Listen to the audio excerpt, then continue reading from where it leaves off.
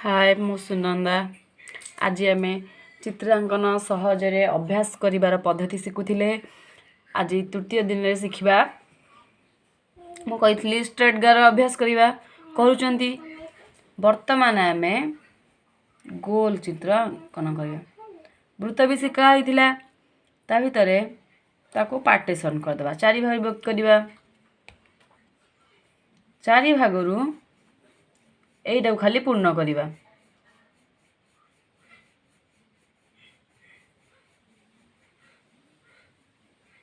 एटा shading पद्धति deep रु light.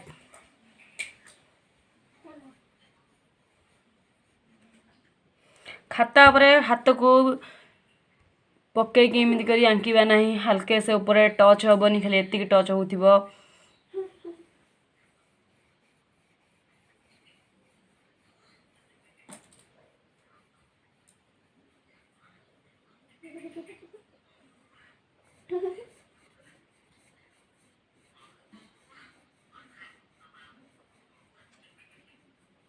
एटा मध्य आपको आसो हाथ साइड थी आपण भी बुलवे नहीं, खाता भी बुलबनी। से गोटे जगार बसिकी डीप रु लाइट करवा। आ गोटे अभ्यास मध्य करवा।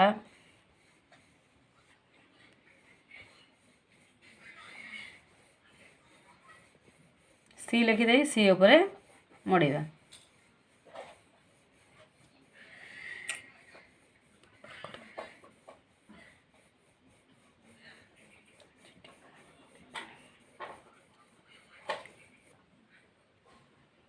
एपट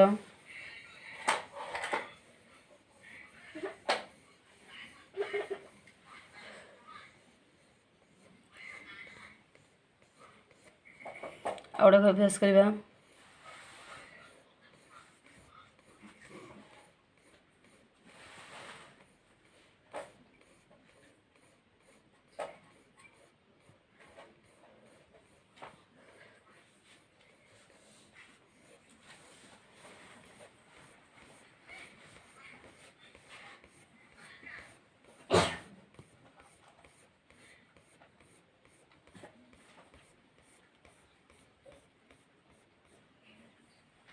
आउट अभ्यास करवा।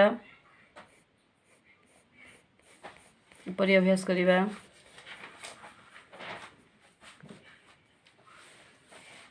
ऊपर करवा तलू, तलू करवा ऊपर को, ऊपर करवा तलू, एबे करवा तलू ऊपर को,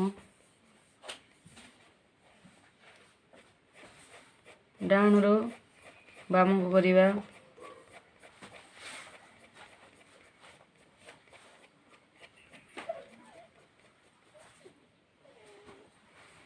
पुणी बाम रु डाउन को करवा।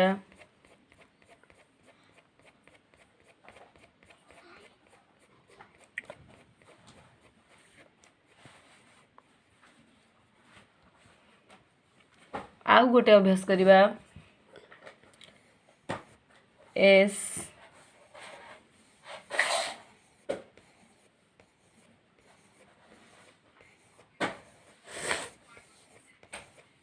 एटा निहाती जरूरी।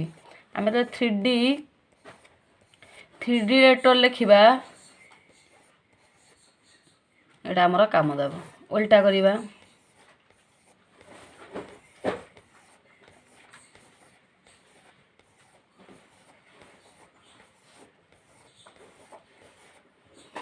आ गोटे करवा।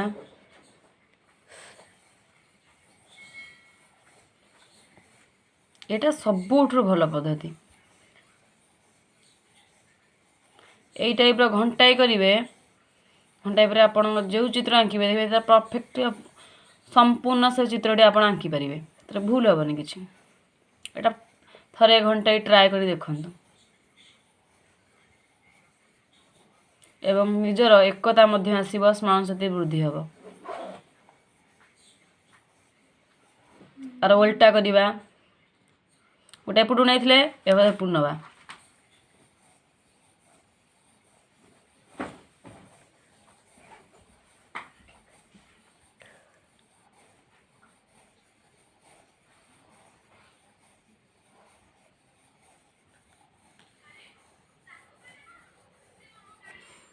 ओल्टा करिबा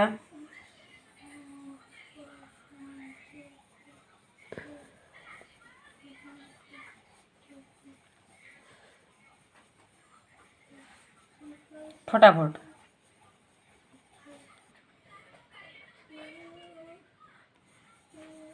बंकार करिबा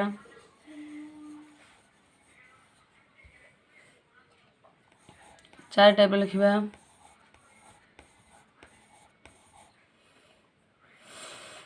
उल्टा चार लिखिबा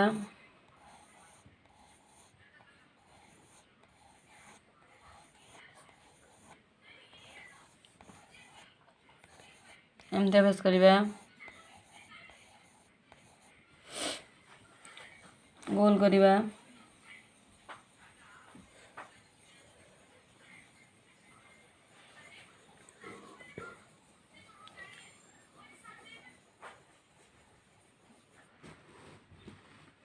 आउ गोटे पद्धति देखिबा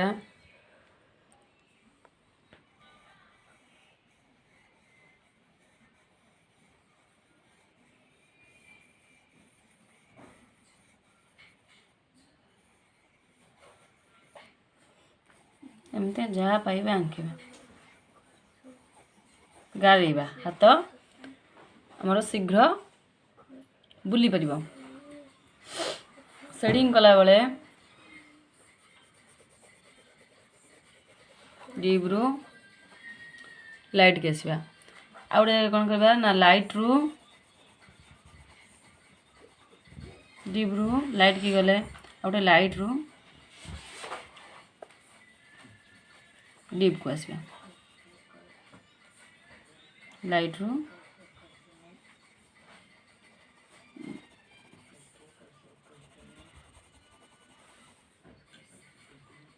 एटा को समस्त अभ्यास करवा ए आम बहुत किसी लाभ हम चित्र भी आम परफेक्ट बनब स्मरण शक्ति बुद्धि हम एकता आसब एकाग्रता बुद्धि पाइब एटा जमी अभ्यास कले तार एमती कर अभ्यास सब पोजिशन करेंगे एपुटा करेंगे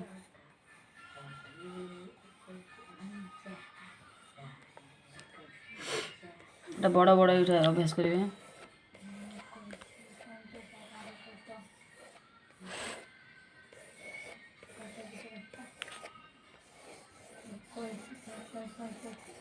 अभ्यास करेंगे गत काली कही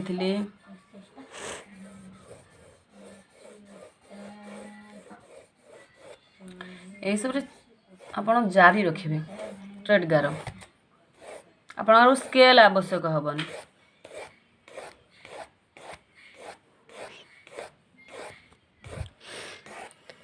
आज ये आउ जो हम आसंता काली को देखिबा रहउछि।